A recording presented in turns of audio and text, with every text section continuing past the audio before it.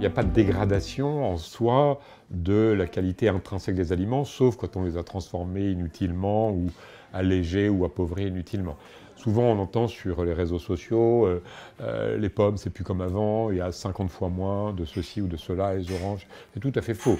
À variété égale, il n'y a pas de changement, puisque la nature des aliments, et en tout cas des aliments végétaux, est liée à leur spécificité génétique, même s'il peut y avoir des petits changements liés à des modes de production.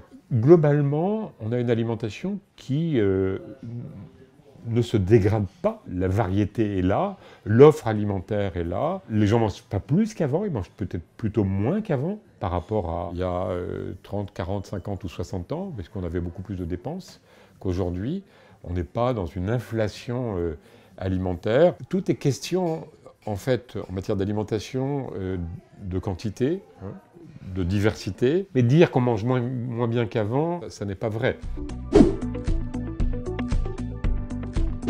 La question des bons et des mauvais aliments est une question intéressante parce qu'elle hante un peu notre inconscient collectif, probablement. Elle est parfois entretenue par certains discours un peu alarmistes, ce qui ne veut pas dire que tous les aliments sont égaux et qu'il ne faut pas regarder leur composition, mais supposons qu'il y ait des aliments qui soient plus riches, ce qui est le cas, plus riches en calories, et peut-être moins riches en micronutriments.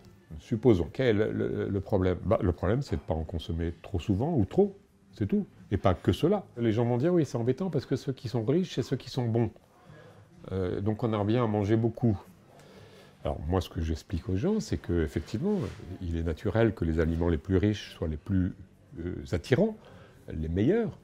Parce que pour l'homme, imaginez que les aliments les plus agréables soient les plus pauvres.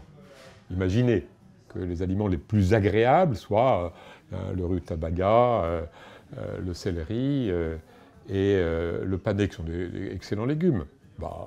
Si c'était ceux-là les plus attrayants, les plus attractifs, on n'aurait pas survécu. Donc, que les aliments soient riches n'est pas un problème en soi. Ce qu'il faut, c'est apprendre à les manger en petite quantité, avec plaisir, avec modération. Et tout va bien.